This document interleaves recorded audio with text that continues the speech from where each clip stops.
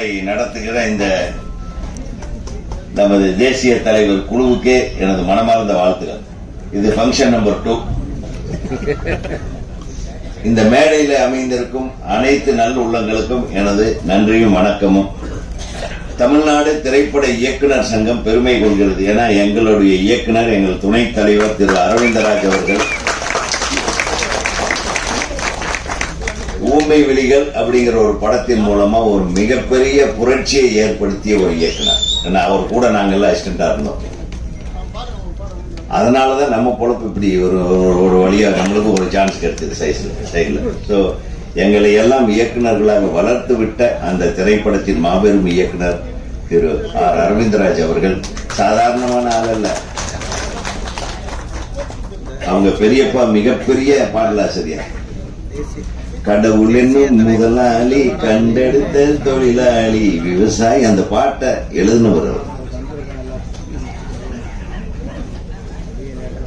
ஒரு மிகப்பெரிய ஆளுமை மிக்க தமிழார்வம் கொண்ட, ஏன்னா அந்த சுதந்திர போராட்ட காலத்திலிருந்து அவங்கெல்லாம் அந்த குடும்பம் இருந்தது. ஸோ இந்த தேவரையாவுடைய படத்தை இயக்குவதற்கு முழு தகுதியும் உள்ள இயக்குனர் திரு அரவிந்தராஜ். அவர் ரொம்ப ரொம்ப அன்பானவர், மென்மையானவர், ரொம்ப சாஃப்ட். அவர் கூட பழக பழக பேசிட்டே அவ்வளவு அன்பானவர். எனக்கு அவருக்கு நிறைய ரிலேஷன்ஷிப் இருக்கு.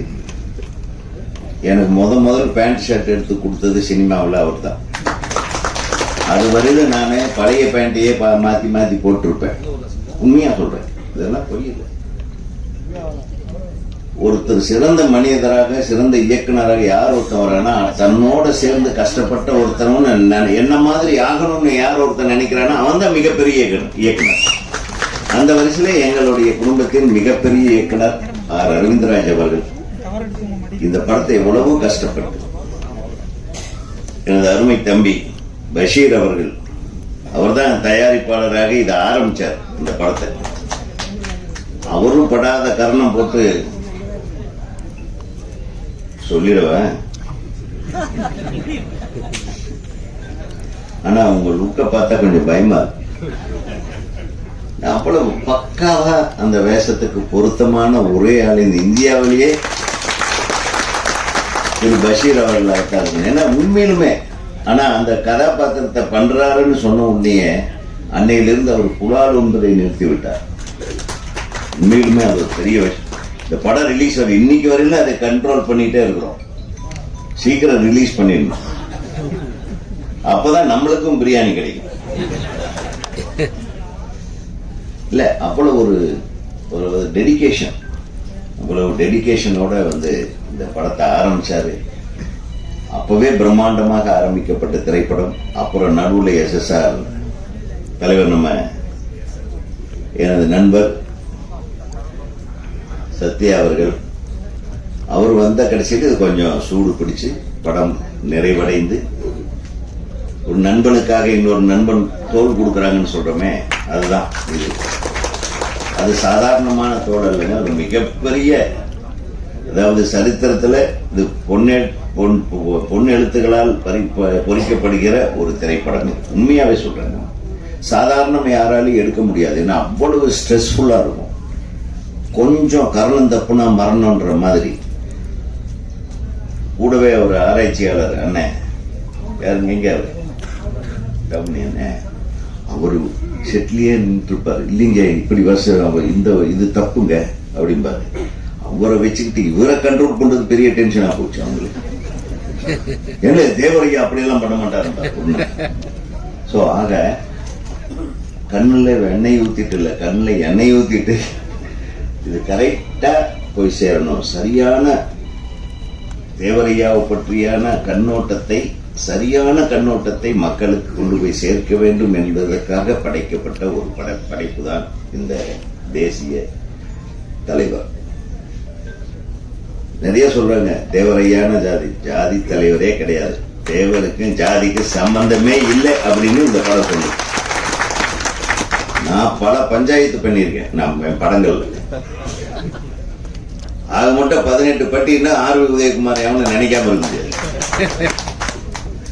ஏன்னா கோகுலேந்திரா மேடம் உங்களையும் சேர்த்து நம்ம படம் இல்லாத எங்க கட்சியில மிக முக்கிய பொறுப்புல இருக்கிறவங்க கௌதமி அம்மா அவர்களோட என்னுடைய அன்பு சகோதரி அவங்க கௌதமி என்னுடைய படத்துல 2வது படத்திலேயே ஹீரோயினா நடிச்சாங்க. சிவாஜி சார் சத்யராஜ் சார் நடிச்ச புதிய வானம் படத்துல. அது மட்டும் இல்ல, நான் எதுக்கு சொல்ல வரேன்னா, இது ஒரு நம்ம எல்லாம் படம் எடுத்துருவோம். ஒரு மாமன் மச்சான் கதை, அண்ணன் தங்கச்சி கதை, மாமன் பொண்ணு லவ் பண்ற கதைகள், இதெல்லாம் அப்படியெல்லாம் பண்ணவே முடியாது. நான் கூட பயந்தேன், அரவிந்த் இது கொஞ்சம் பார்த்துக்கணும், ஜாக்கிரதையா பண்ணுங்க அப்படின்னா. 2.5 வருஷம் 3 வருஷம் இருக்கும். 2.5 வருஷம் இருக்கும். 3 வருஷம் ஆச்சு. அந்த 3 வருஷம் ஏவிஎம் கார்டன் பெருசா இருந்தப்ப ஆரம்பிச்சது. இப்ப பில்டிங் வந்து ஆஸ்பத்திரி ஆயிடுச்சு. என்ன அவ்வளவு நாள் எடுத்திருக்காங்க. எதுக்குன்னா அந்த ஆத்தென்டிகேஷன் அந்த நாட்கள்ல அந்த காலகட்டத்துக்கு கொண்டு போய் ஒரு காட்சி அமைக்கிறதுக்கு செட் ஆகட்டும், மற்ற வடிவமைப்புகளால் அதிகம் செலவும் பண்ண முடியாது. ஏன்னா தயாரிப்பாளர் புதுசு, அவருக்கு எதுவுமே தெரியாது. எதுக்குங்க அவ்வளவு செலவும் பாரு, அவர் இருக்காரு பயங்கர கஞ்ச, அவரு காசே நிறைய பேருக்கு கொடுக்கல. அதனால அவர் என்ன சொல்றாரு, எங்களுக்கு காசே கேட்காம எல்லாம் பண்ணாங்க அப்படின்னு. ஏன்னா நீங்க எடுத்தது தேசிய தலைவரோட படம், யாருங்க காசு கேட்பா? அவங்க வீட்டு சண்டை போடுவாங்களே என்ன? எல்லாரும் வந்து நடிச்சிருப்பாங்க, தமிழ் இண்டஸ்ட்ரியே வந்து நடிச்சிருக்கும். ஏன்னா சினிமாவை நேசிக்கிற ஒவ்வொருத்தரும் கலைஞர்களுக்கும் இந்த படம் அந்த இவர் அந்த கெட்டப்ல பார்த்ததுல இருந்தே நான் ஆடி போயிட்டேன். ஓ, இது ஏதோ பெரிய லெவல்ல இது வரப்போகுதுன்னு. அந்த பயத்திலேயே தான் அரவிந்தராஜ் சார் வந்து உண்மையிலுமே அவரு நைட்டெல்லாம் தூங்கி இருக்க மாட்டாரு. கடைசியில எவ்வளவு முதல்ல கல்லடி அவருக்கு தான் விடும், ஏதாச்சும் தப்பு பண்ணா. கரெக்டா? ஆனா அவ்வளவு சிறப்பாக இந்த திரைப்படம் வந்திருக்கிறது என்றால் இது ஒட்டுமொத்த குழு, தயாரிப்பாளரும் சரி, பஷீர் அவர்களும் சரி, அரவிந்தராஜ் அவர்களும் சரி, அந்த ஆராய்ச்சியாளர் அண்ணனும் அவர்களும் சரி, இதில் நடிச்ச நான் நிறைய விஷயங்கள் பார்த்தா காந்தி வந்து பிரமாதமா இருக்காரு. Hats off. அது காந்தி யாரு நடிச்சாங்கன்னு தெரியல. யாரு? சூப்பர். ஒரு கைத்தட்டு. நீங்க பாத்தீங்களே, நேரு ஆகட்டும், காந்தி ஆகட்டும், எல்லாம் வந்து எக்ஸ்ட்ராடனரியா இருந்தது. இவரு சுபாஷ் சந்திர போஸ் அப்படியே இருக்கான். நான் பயந்துட்டேன், அந்த ஃபேமிலியில இருந்து ஏதோ அந்த ஜீன் தானம் இருக்கலாம். வாழ்த்துக்கள், வாழ்த்துக்கள். ஏன்னா இதுல எதுவுமே எந்த ஆத்தென்டிகேஷனும் மாறல, எல்லாமே அமைப்பா இருந்தது. அது அவருடைய மறைவு, அவருடைய பூத உடல் புதைக்கப்படுகிற காட்சி வந்து உண்மையுமே அது முழு படமும் பார்த்து அந்த காட்சிக்கு பார்த்தீங்கன்னா நீங்க எல்லாம் அழுதுருவீங்க, எல்லாரும் அழுதுருவீங்க. சாதாரண தலைவர் அல்ல. அன்னைக்கே நேதாஜி சுபாஷ் சந்திர போஸோட போய் இந்த ட்ரெஸ்ஸை போட்டுட்டு நின்ன ஒரே தமிழன் அவர் தான். இந்த இந்தியாவுக்காக மாற்று வழியையும் சிந்தித்தவர். அதனாலதான் சொல்றேன், அவருடைய வரலாறு நிறைய மறைக்கப்பட்டதுக்கு காரணம் அதுவாக கூட இருக்கலாம். மிக முக்கியமான காரணம், ஒரு சாதிக்குள் அவர் அடங்காதவர் என்பதை இந்த திரைப்படத்தின் மூலமாக அனைவரும் தெரிந்து கொள்ளப் போகிறார்கள். இந்த திரைப்படத்தை வாழ்த்த வந்திருக்கும் அனைவருக்கும் எனது மனமார்ந்த நிகழ்வு. தானண்ணா இருக்காங்க, தானண்ணன் தான் பிரமாதமா சொன்னாரு இளையராஜா அவர்களுக்கு. கட்டணை தூரு மணல் கேணி அதை சொல்லி மாட்டிட்டாரு அவர்கிட்ட. அவர்கிட்ட நம்ம பேசும்போதே ஜாக்கிரதையா தான் திருக்குறளுக்கு வேற ஒரு மொழி இது சொல்லுவாரு, ஒரு கருத்துரை சொல்லுவாரு இளையராஜா சார். அதுக்கு சரியாக இருக்கும்.